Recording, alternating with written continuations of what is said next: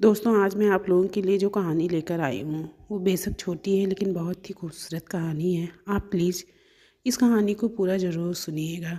चलिए कहानी शुरू करते हैं।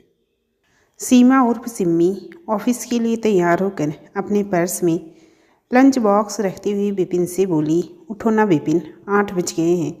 आज तुम्हें इंटरव्यू के लिए भी जाना है ना, देर हो जाएगी, प्लीज़ उठो ना। वो चिंतित स्वर में बोली। ओह सीमा, सोने दो ना। मैं रात में 2:30 बजे आया था। तुम तो घोड़े बेचकर सो रही थी। तुम्हें क्या पता मैं कब आया था। वो झुंझलाते हुए चादर से अपना मुंह ढक कर सो गया। हाँ, मुझे नहीं पता तुम कब आए थे, पर शायद मेरे शरीर को और उन पर पड़े निशान को सब पता है। वो अपने दुपट्टे से गले के निशान को छुपाते हुए मन ही मन बोली। फिर बेड पर बैठकर विपिन के मुंह से चादर उठाकर बोली, सुनो ना, देखो मेरी तरफ, मेरी बात मानो।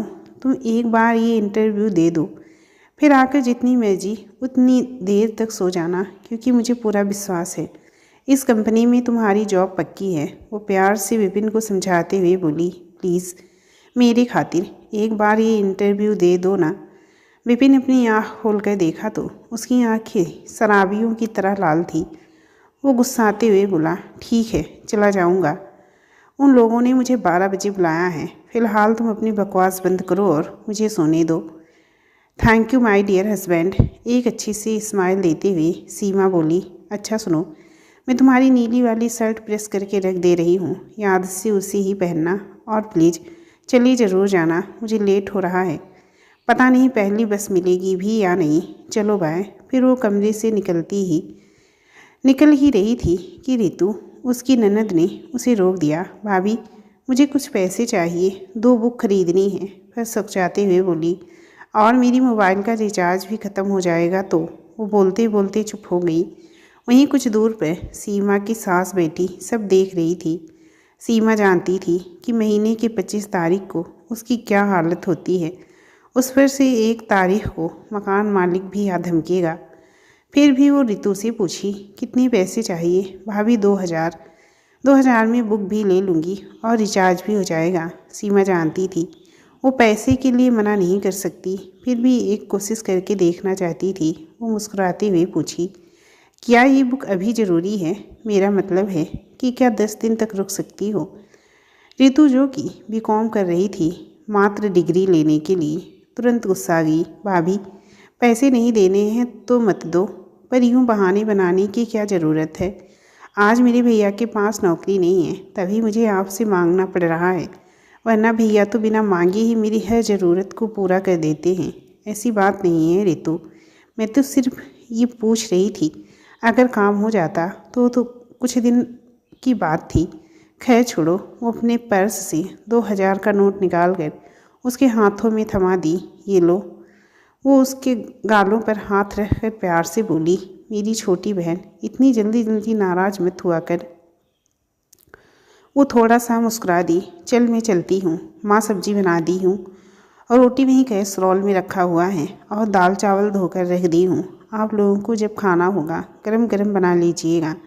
सीमा बहुत प्यार से बोली, हाँ हाँ, तो इसमें नई क्या बात है, रोज़ तो दाल चावल मैं ही बनाती हूँ। सीमा की सासू माँ ने खींच कर बोला, सास है ना भाई, बहू को ताना नहीं मारेगी तो खाना कैसे बचेगा? सकचाते हुए सीमा फिर बोली, वो माँ, ये सो रहे हैं, अगर 11 बजे तक नहीं उठे तो प्लीज़ एक बार इन्हें उठा दीजिएगा। आज ही कंपनी में इन्हें इंटरव्यू के लिए बुलाया है। हाँ हाँ, तू जा, मैं उठा दूँगी। ठीक है, तो मैं चलती हूँ, बाय। वो घर से निकलती ही हड़बड़ाकर अपनी कलाई पर बंधी घड़ी देखी। ओह नो, 9 बज गए। आज तो फिर दूसरी बस पकड़नी पड़ेगी। दूसरी बस मत पूछिए दोस्तों, इसमें इतनी भीड़ की सीट तो ख्वाब है, खड़े रहने की भी जगह नहीं होती है। और उस पर से कुछ मंचलों का सभी फीमेल पर्सन को अपनी प्रॉपर्टी समझकर इधर उधर टच करना, ये तो दिल्ली की बसों के लिए आम बात है। कुछ बोलने पर बातों का सिलसिला बढ़ता और बस चालक बस से उतर कर कहता, मैडम जी, इतना छुई मुई हो तो अपने खुद की गाड़ी में चला करो, इस भीड़ में ऐसा ही होगा। मंजूर है तो चलो, वरना यहीं रोड पर खड़ी रहो और दूसरी बस का इंतज़ार करो। बहुत मुंहफट होते हैं ये बस चालक और कंडक्टर।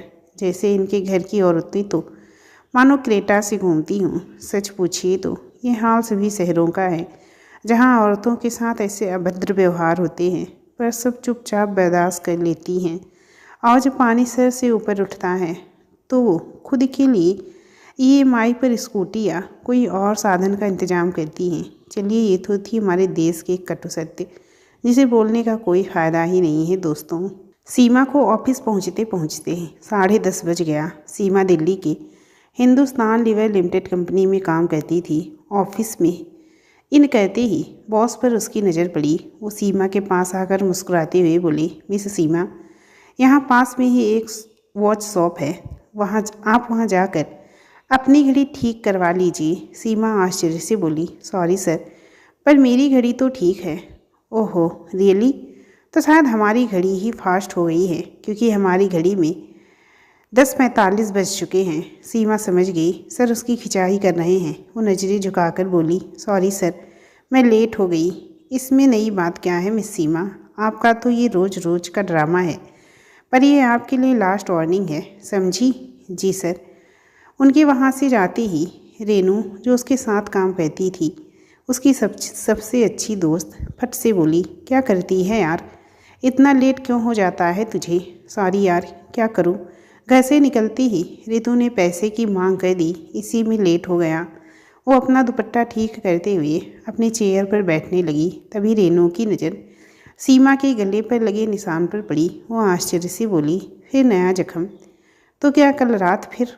वो आधे बोल कर ही चुप हो गई। सीमा शर्म से अपने दुपट्टे से अच्छी तरह उन जख्मों को छुपाते हुए बोली, देख तो, अब ठीक है ना? अब तो किसी को नहीं दिखेगा ना? नहीं।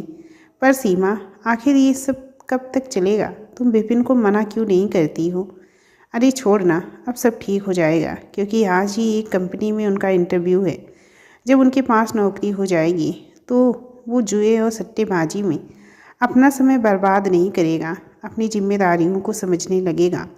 वो जुए में हार जाता है, तभी शराब पीकर घर आता है और वो बोलते बोलते थोड़ा डबडबा गई और अपने हार का गुस्सा तुझ पे उतारता है, यही ना? रेनू ने गुस्से से कहा, तू भी ना यार, अपने आत्मसम्मान की होलिका जलाना। विपिन कभी नहीं सुधरेगा, क्योंकि उसे जुए और शराब की लत लग गई है और पैसे की कमी तुझसे पूरी हो ही जाती है। घर की भी सारी जिम्मेदारियां तूने ही उठा ली है, तो वो क्यों करेगा जॉब? वो झुझलाते हुए बोली, ऐसा मत बोल रेनू, तू देखना, आज के बाद वो बदल जाएगा। सीमा के चेहरे पर उम्मीद की झलक थी।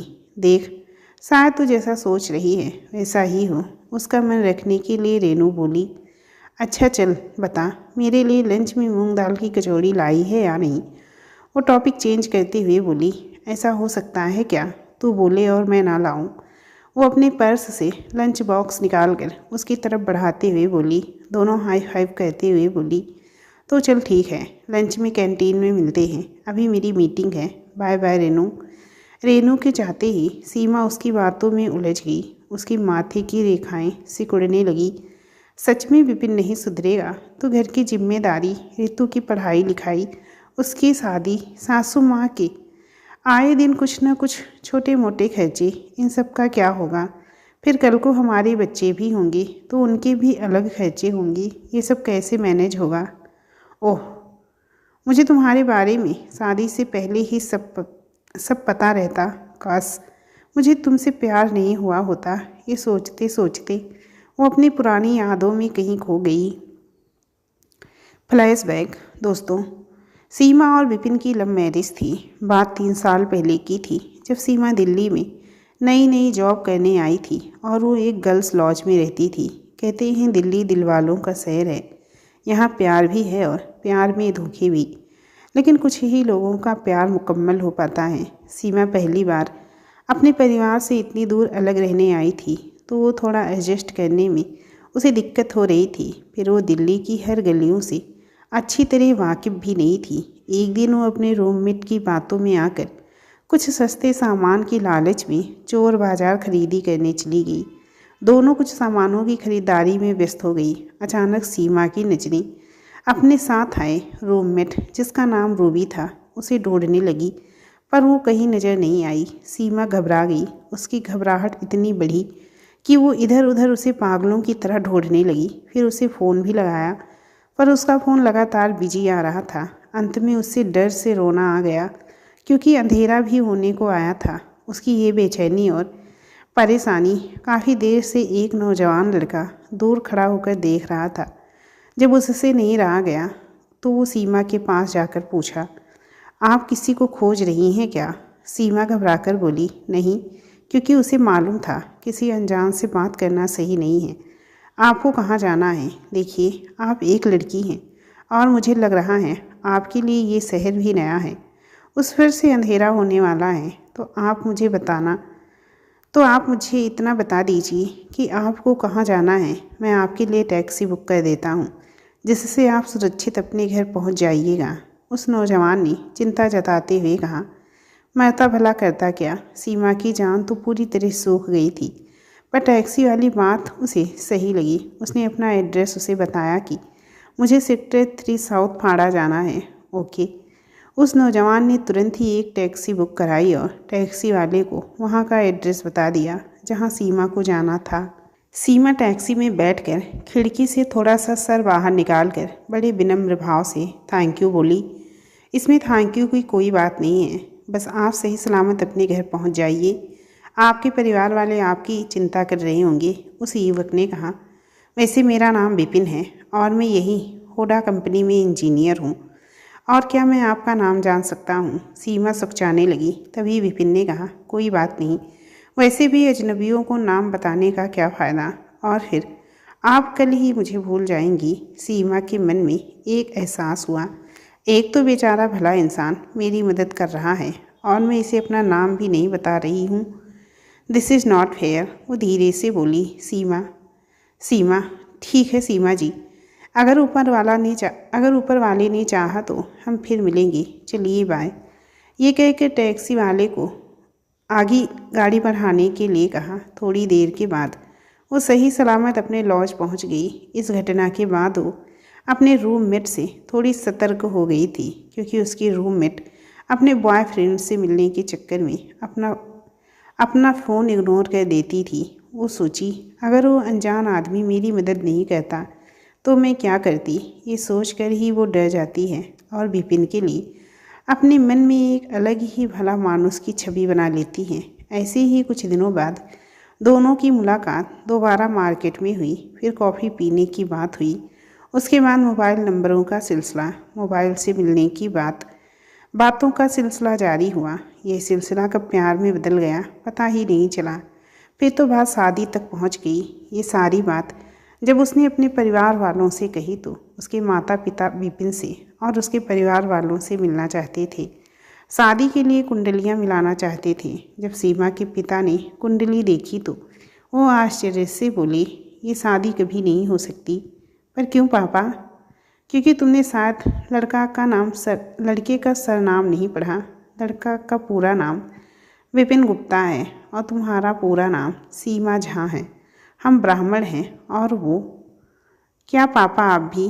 अब कोई कास्ट नहीं देखता है, पर हम देखते हैं, क्योंकि हमें और भी बच्चों की शादी अपनी ही बिरादरी में करनी है। तुम अपनी बिरादरी से बाहर शादी करोगी तो लोग हम पर थू थू करेंगे, हमारा सर शर्म से झुक जाएगा। इसी तरह 2 दिन तक घर का माहौल बहस का ही बना रहा। 2 दिन के बाद सीमा और विपिन ने मंदिर में शादी कर ली। सीमा के इस तरह शादी कर लेने से उसके माता पिता ने उससे सारे रिश्ते तोड़ लिए। अब उसका मायका हमेशा हमेशा के लिए छूट गया। इधर सीमा और विपिन की शादीशुदा ज़िंदगी बड़े आराम से कटने लगी। 6 महीने बाद विपिन की माँ और छोटी बहन भी गांव से उसके पास रहने आ गई, क्योंकि विपिन की छोटी बहन रितु को बीकॉम की पढ़ाई पूरी करनी थी। तो विपिन और सीमा ने 1 BHK फ्लैट से 2 BHK फ्लैट में शिफ्ट हो गए। अब परिवार की जिम्मेदारियां और खर्चे दोनों बढ़ने लगे। और बढ़े क्यों नहीं, परिवार के सदस्य जो बढ़े हैं, खर्च तो लाजमी ही है ना। धीरे धीरे विपिन का भी नेचर थोड़ा बदलने लगा था। विपिन को सट्टे और जुए की लत थी, जिसे उसने सीमा से शुरू से ही छुपा लिया था, पर पीने की आदत उसे नहीं थी। हाँ, कभी कभार थोड़ा चलता था, तो इससे सीमा को भी कोई आपत्ति नहीं थी। पर शादी के 9 महीने बाद जब सीमा को उसके इस जुए की लत के बारे में पता चला तो वो खुद को प्यार के नाम पर ठगा हुआ महसूस करने लगी। वो बार बार विपिन को इस बुरी आदत को छोड़ने के लिए बोलने लगी, पर हर बार वो यही कहता रहा, अच्छा इस बार सट्टे में मेरा बहुत पैसा लगा है, ये जीत गया तो छोड़ दूंगा। पर जीतने के बाद और ज़्यादा पैसे दुगना करने की लालच उस पर से चापलूसों की इस दुनिया में कमी कहाँ है। दोस्त हो या दुश्मन यही चाहते हैं कि मेरा कंपटीटर नीचे गिर जाए और मैं उसकी पीठ पर पैर रख कर ऊपर उठ जाऊं।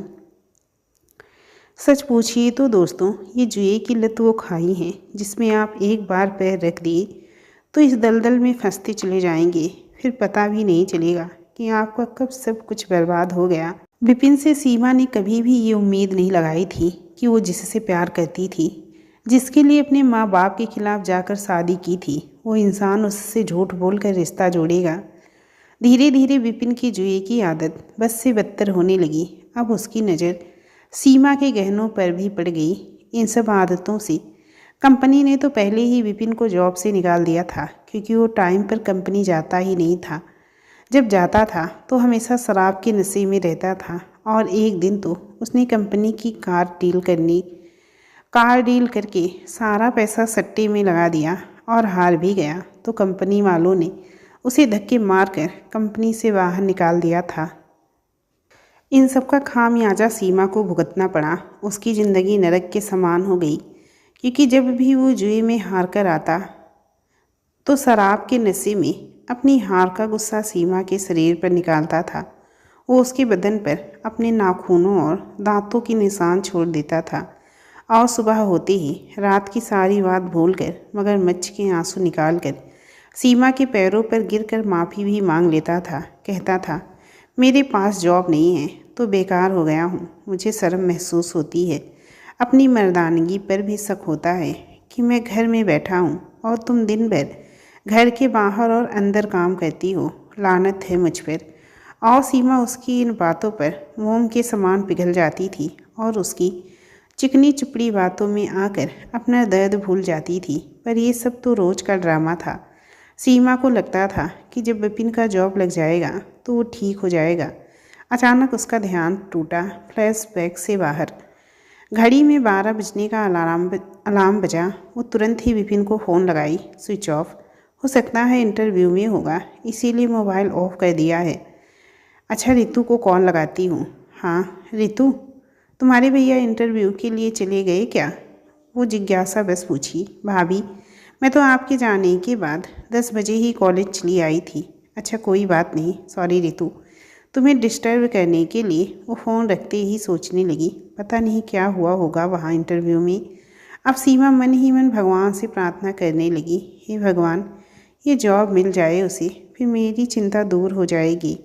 इसी तरह शाम 7 बजे वो घर पहुंची। जब विपिन से जॉब के बारे में पूछा तो उसने फट से कहा, नहीं मिली। नहीं मिली? कुछ तो कहा होगा उन लोगों ने, जिज्ञासा बस सीमा पूछी। तो वो झुझलाकर जोर से चिल्लाकर बोला, अरे कहाँ ना नहीं मिली, मैं वहाँ 1 घंटे लेट से पहुँचा, तब तक इंटरव्यू ख़त्म हो चुका था। मेरे पास मेरी बाइक थोड़ी ही थी कि तुरंत वहाँ पहुँच जाता, बस में गया था तो लेट हो गई। और ऐसे भी ये इंटरव्यू वगैरह इन सब लोगों के लिए सिर्फ चोचले हैं। असल में उन लोगों ने ज़रूर अपने किसी रिश्तेदार को पहले से ही जॉब पर रखा होगा। मैं सब जानता हूँ। सीमा कुछ बोल नहीं पाई क्योंकि वो जानती थी इस बात को बढ़ाने से कोई फ़ायदा नहीं है, घर में कलह ही होगी और माँ तथा रितु यही सोचेंगी कि मैं उनके कारण ही लड़ रही हूँ, तो वो चुप ही रहना अच्छा समझती है।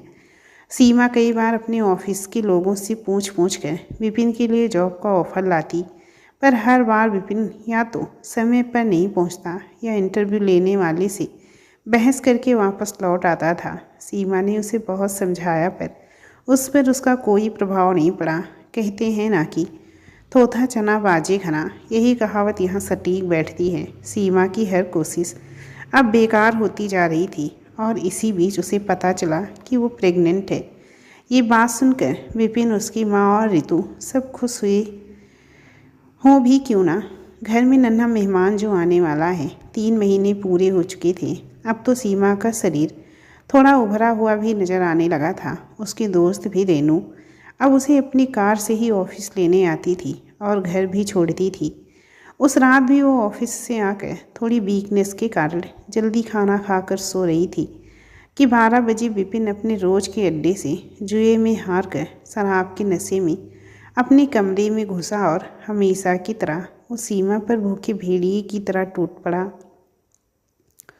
वो दर्द से जितना चिल्लाती, अपना हार का गुस्सा उस पर उतना ही ज़्यादा उतारता। अंत में वो बेहोश हो गई और सीमा के शरीर को वो हफ्सी की तरह नोच नोच कर मन भर जाने पर सो गया।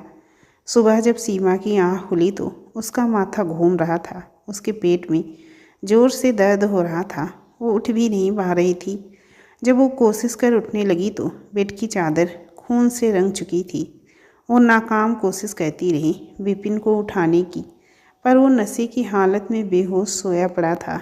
वो बेड से सटे टेबल पर से अपना मोबाइल उठाई और रेनू को जल्दी से जल्दी अपने घर आने को बोली। सीमा के दर्द भरी आवाज़ को सुनकर रेनू जल्दी से अपनी कार लेकर उसके घर आ गई। वो घर में घुसते ही रितु से सीमा के बारे में पूछी। रितु आश्चर्य से बोली, भैया भाभी तो अभी सो रहे हैं। रेनू हड़बड़ाकर सीमा के बेडरूम का दरवाज़ा पीटने लगी। सीमा तुम ठीक हो, दरवाज़ा खोलो। चूँकि दोस्तों रेनू ही दुनिया में सीमा की एक ऐसी दोस्त थी, या ये कहें कि हमदर्द थी, जिससे वो अपने मन की हर बात शेयर करती थी, यहाँ तक कि विपिन के बदलते स्वभाव के बारे में भी। तो रेनू को सीमा की बहुत ज़्यादा चिंता हो रही थी। तुम मेरी आवाज़ सुन रही हो ना, प्लीज़ दरवाज़ा खोलो।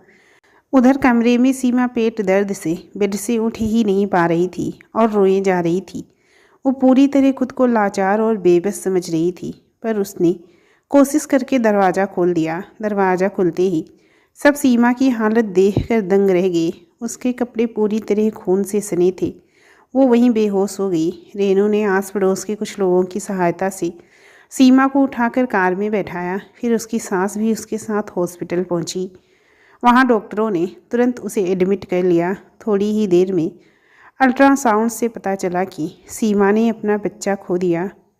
उसका गर्भपात हो चुका था और अब उसकी भी हालत बहुत क्रिटिकल थी। डॉक्टरों ने पुलिस को इन्फॉर्म कर दिया, क्योंकि उनके अनुसार ये एक रेप केस था। रेनू ने भी गुस्से से डॉक्टरों का ही पक्ष लिया और पुलिस को सारी सच्चाई बता दी। पुलिस बस सीमा के होश में आने का इंतज़ार कर रही थी, पर डॉक्टर ने उसे बेहोशी का इंजेक्शन दिया था ताकि उसे ज़्यादा पेन ना हो। पुलिस के जाने के कुछ घंटों के बाद ही सीमा को होश आ गया। उसकी सास सबसे पहले उसे देखने गई और बातों ही बातों में बता दी कि यहाँ के डॉक्टरों और तुम्हारी दोस्त ने विपिन के खिलाफ रिपोर्ट लिखवा दिया। अब वो लोग तुम्हारी गवाही के बाद विपिन को गिरफ्तार करके जेल भेज देंगे। देख बेटी, मैं मानती हूँ उसने जो तेरे साथ किया वो सब गलत है, पर तू ही सोच, ये तो पति पत्नी के बीच की आपस की बात है, और अगर वो जेल चला गया तो सोच मेरा और मेरी बेटी का क्या होगा। अभी तो उसकी शादी भी बाकी है और इस दुनिया में विपिन के अलावा हमारा कोई नहीं है। इस माँ पर एक उपकार कर दे, ये केस मत कर। मैं अपने बेटे को समझाऊंगी, पर उसे रास्ते पर लाऊंगी, पर ये सब भूल जा। सीमा एक टक से अपनी सास को अपने आगे हाथ जोड़कर गिड़गिड़ाते हुए देख रही थी। उसने अपनी पलकों को बंद कर लिया तो मानो आँखों से आंसुओं की लड़ियाँ निकलने लगी। उसकी जुबान खामोश थी, पर मन पूछ रहा था कि माँ, उस वक्त आप कहाँ थी जब आपका बेटा मुझ पर जुल्म कर रहा था? उस वक्त तो मेरे शरीर पर आपको कोई जख्म नज़र क्यों नहीं आ रहे थे? मेरे चीखने चिल्लाने की आवाज़ सुनकर क्यों नहीं कभी आप अपने बेटे से सवाल की? आपके और मेरे कमरे के बीच मात्र एक दीवार ही तो थी, तो आपने क्यों नहीं प्यार भरा हाथ मेरे सर पर रखा? क्योंकि बेटा आपका अपना खून था और मैं पराई घर की थी, तो आपने मेरा साथ नहीं दिया। तो आज मैं भी अपने अजन्मे बच्चे का खून देखी हूँ, जिसे आपके बेटे ने अपने हवस में मार डाला। मुझ पर क्या बीत रही है ये आप क्यों नहीं समझ रही हैं? ये हमारे समाज का दुर्भाग्य है दोस्तों कि पराए घर से आई लड़की हमेशा पराई ही रहती है। ससुराल में उसे हमेशा पराए घर की होने का ताना मिलता है, भले वो अपना सर्वस्व क्यों ना ससुराल पर न्यौछावर कर दे। लोग कभी बेटों को छोड़कर बहुओं का साथ नहीं देंगे और यही दुर्भाग्य है हमारे समाज का। सीमा अपनी आंखें खोली और बोली, माँ, मैं आपसे एक सवाल पूछूं? भगवान न करे कल अगर रितु के साथ भी ऐसा ही होगा तो क्या आप रितु को भी चुप रहने के लिए ही कहेंगी? उसकी सास सवाल सुनकर कमरे से बाहर चली गई। तभी थोड़ी देर में विपिन मगरमच्छ के आंसू लेकर उसके पास आया और सीमा का हाथ पकड़कर अपने गाल पर मारने लगा। मुझे मारो, मुझे जीने का कोई अधिकार नहीं है, मुझे मर जाना चाहिए। तब तुम पुलिस को बुलाओ, मुझे जेल में सड़ने के लिए भिजवा दो। मैं तुम्हारा बहुत बड़े गुनहगार हूँ।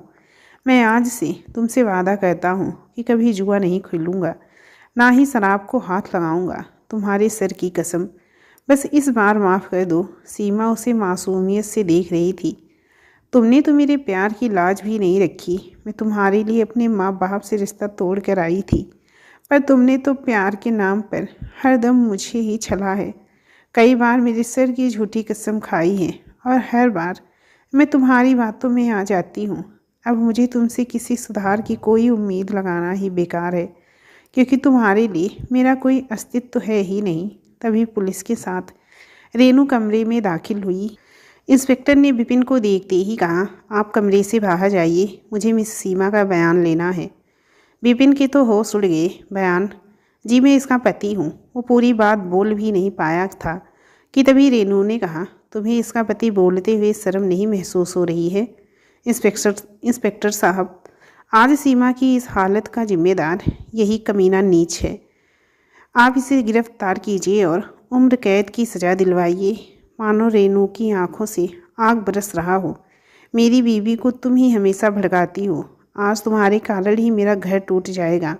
विपिन चिल्लाकर बोला। इंस्पेक्टर अपना डंडा विपिन को दिखाते हुए बोली, तुम साले अगर गुनाहगार निकले ना तो देख तेरे ऊपर कितने सारे चार्ज लगाकर सारी उम्र तुझे कैसे जेल की रोटी खिलाता हूँ। औरतों को अपनी प्रॉपर्टी समझता है। बस तेरे खिलाफ सीमा को बयान तो देने दे, फिर तेरे अंदर की गर्मी मैं बाहर निकालता हूँ। अभी जाकर बाहर बैठ। उसके जाते ही सीमा ने अपना बयान दिया। फिर थोड़ी देर बाद इंस्पेक्टर कमरे से बाहर निकला और विपिन के पास जाकर बोला, आज के बाद अगर तुम इस सीमा के आसपास भी नजर आया तो कसम इस वर्दी की तेरे ऊपर इतने चार्ज लगाऊंगा कि तेरी अगली 7 पुश्तें भी किसी औरत पर हाथ उठाना भूल जाएंगी।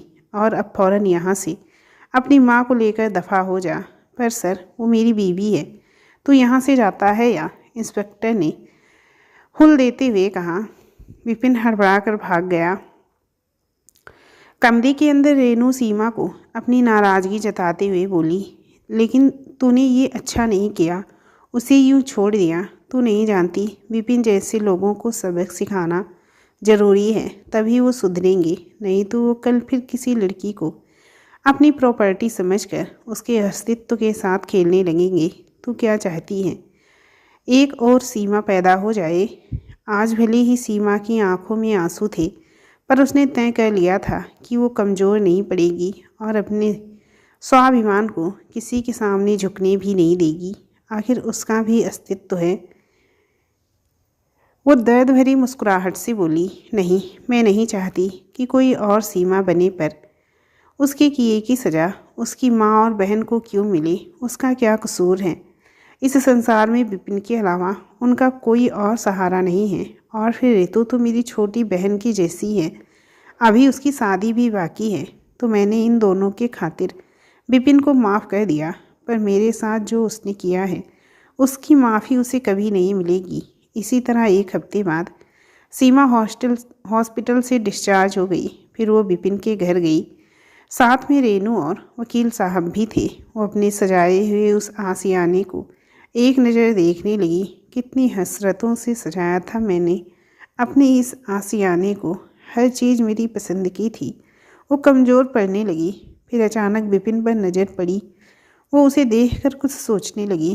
अपने आंसुओं को पोंछकर बोली, वकील साहब, वो पेपर दीजिए। वकील ने पेपर लेकर सीमा विपिन की ओर बढ़ा दी। लो, इसे और साइन कर दो।